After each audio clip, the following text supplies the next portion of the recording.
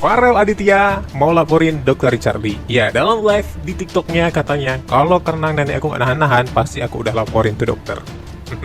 Kalian pasti tahu kasusnya Farel yang viral ini guys, yang dia udah dibantu Dr. Charlie, udah dikasih fasilitas dari sekolahin, ya dari Medan ke Palembang, di salah satu sekolah terbaik di Palembang, tapi dia malah mengecewakan Dr. Charlie. Dan kini akhirnya banyak dihujat oleh warganet. Ya, bahkan dalam live-nya dia terus bicara, kalau sebenarnya kalau nggak ditahan karena neneknya, dia ingin melaporkan Dr. Charlie. Gak apa-apa Farel, laporkan. Netizen banyak mendukungmu dan kau pasti menang, ya. Seperti kata Cici ini. Dan ya, kalau nenek itu masih perpanjang udah. Gas rel, gas, perpanjang aja udah, nggak usah dengerin kata nenek, perpanjang aja pokoknya.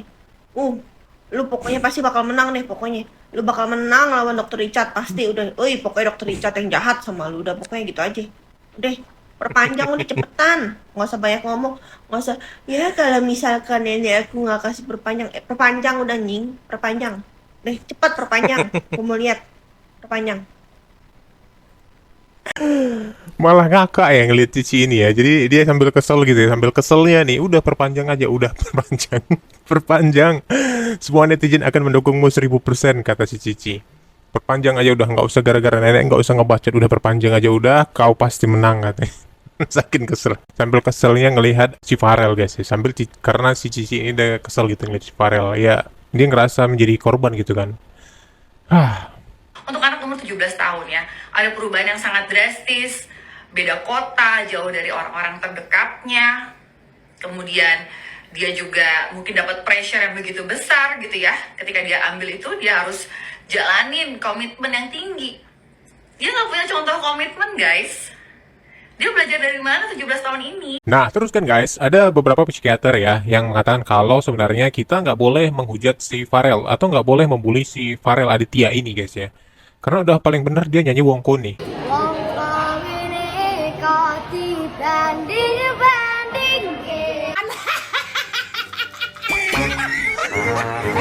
Bukan Farel itu.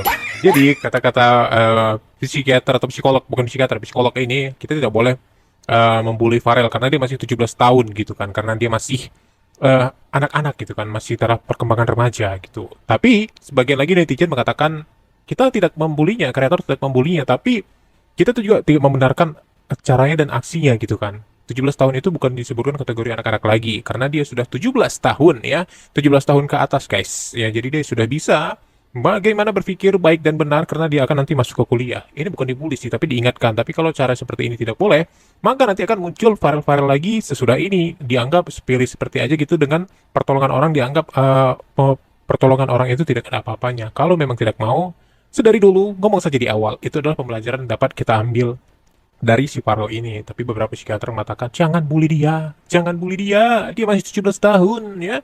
Tapi 17 tahun perbuatannya salah, kita harus benarkan ya, tidak juga. Lewat di FVP gue ada dokter yang bilang Farel dengan indikasi bilang kalau misalnya dia masih kecil gitu ya, masih kecil.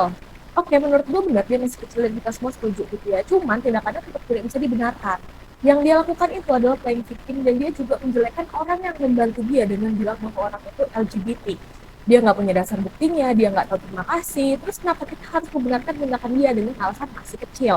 Ini tuh sama aja kita ngelihat ada emak-emak gitu kan yang anaknya melakukan kesalahan, terus habis itu meraung-raung, malah kayak ngerasa dirinya yang bersalah, terus kita bilang udah maklumin aja karena dia masih kecil. Nah yang begitu tuh nanti gedenya jadi anaknya NPD, karena selama ini dia berbuat salah sekalipun dimaklumi dengan alasan dia itu masih kecil. Bisa nggak sih hal-hal kayak gini tuh jangan dibiasakan, jangan dinormalisasikan gitu loh. Kalau misalnya lu salah ya udah kasih tahu lu salah gitu, jangan malah kayak udahlah maklumin aja, dia juga masih kecil, pikirannya nggak sampai ke situ dan ata-tata.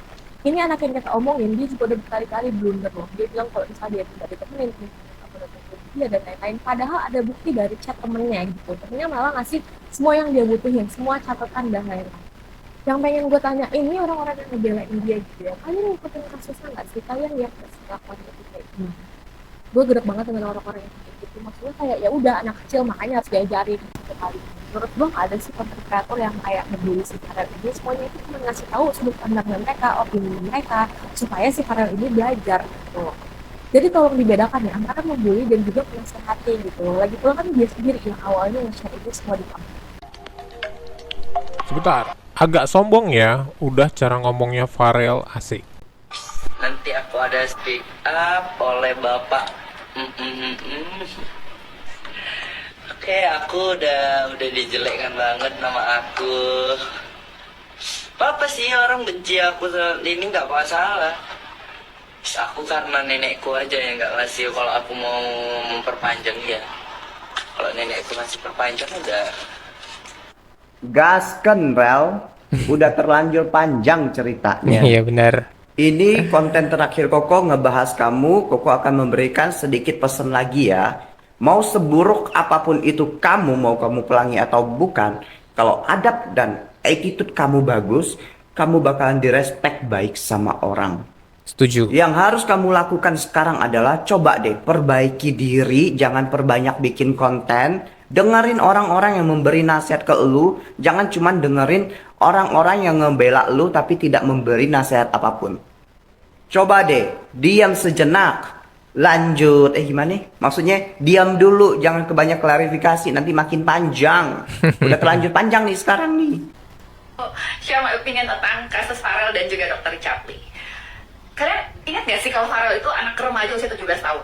Jadi buat teman-teman tiktokers yang let's say berkomentar atau menghujat atau membuli, kalau kalian dewasa, orang dewasa yang kalian bully, kalian hujat, kalian komentar itu anak remaja umur 17 tahun yang labil, gampang berubah-ubah, yang belum bisa bikin decision dengan wise. Orang dewasa aja kadang-kadang nggak wise ya bikin decision.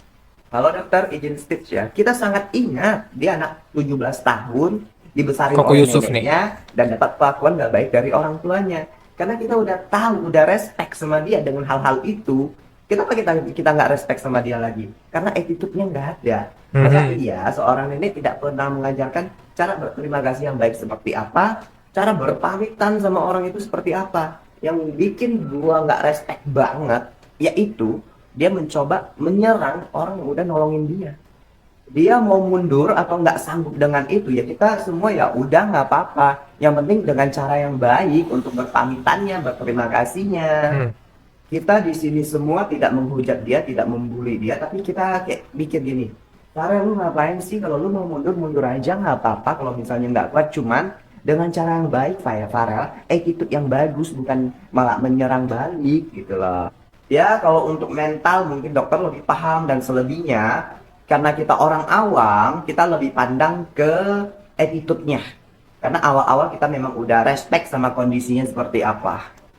Aku nggak bilang Dr. Richard salah, dan aku juga nggak bilang Farel salah. Menurut aku yang salah kau bang. Soalnya kalau nggak ada yang salah, si Farel masih sekolah di Severus Palembang hingga saat ini. Pasti salah satu dari keduanya ada yang salah. Nggak boleh abang bilang nggak ada yang salah bang. Jangan manis sekali mulut itu. Antara Dr. Richard yang salah pilih anak untuk dibantu, atau Farel yang salah karena tidak bersyukur sudah dibantu. Kuakui kata-kata bang manis sekali lah di video itu. Lebih mudah mengatakan kata-kata manis ketimbang mengatakan kata-kata yang sejujurnya. Aku masih belum bisa menerima normalisasi yang abang lakukan terhadap tindakan Farel. Yang katanya dia nggak ada kawan, padahal ada kawan. Yang katanya aspek sosial di sana kurang, tapi ternyata biasa aja. Dia dibantu kawannya loh di sana. Dia bilang ke Dr. Richard kalau teman-temannya baik, kecuali di sana dia dihujat, dibully, diperlakukan kasar, jadikan sapi perah sama Dr. Richard. 7 aku dia berhenti sekolah. Ini kan gak ada. Berarti ini kan si Farel yang suka-suka aja dengan alibi mental health. Yang semakin membuat aku bingung, yang katanya abang seorang guru dulunya, kok abang normalisasikan tindakan seperti itu? Sepaham dengan Koko Yusuf dan kakak tadi sih ya, karena 17 tahun itu nggak bisa dikategorikan anak-anak lagi guys ya. Jadi yang dikomenin oleh para kreator di sini adalah bukan menghujatnya, tapi mengingatkan. Karena kalaupun dianggap dia anak-anak ya tetap harus diingatkan namanya anak-anak gitu. Kalau memang dia anak-anak. Tapi nyata dia 17 tahun guys. Kisah hidup yang begitu pelik harusnya bisa meng-create diri dia menjadi sebuah lebih dewasa lagi. Benar kata Koko Yusuf, kalau mau mundur aja, tapi nggak usah menyerang orang yang sudah membantunya Dr. Richard Lee. Perkara duit 47 juta. Bahkan kata Dr. Richard Lee, dia bilang, Farel, cukup minta maaf sama saya. Dan dia minta maaf dan Dr. Richard Lee tidak mempermasalahkan duit 47 jutanya. Udah beres. Dia cuma bilang, kalaupun dia buat video, dia cuma bisa bilang, kepada netizen pada Dr. Richard Lee, terima kasih sudah membantu, maaf mengecewakan. Mungkin Farel belum bisa semaksimal mungkin.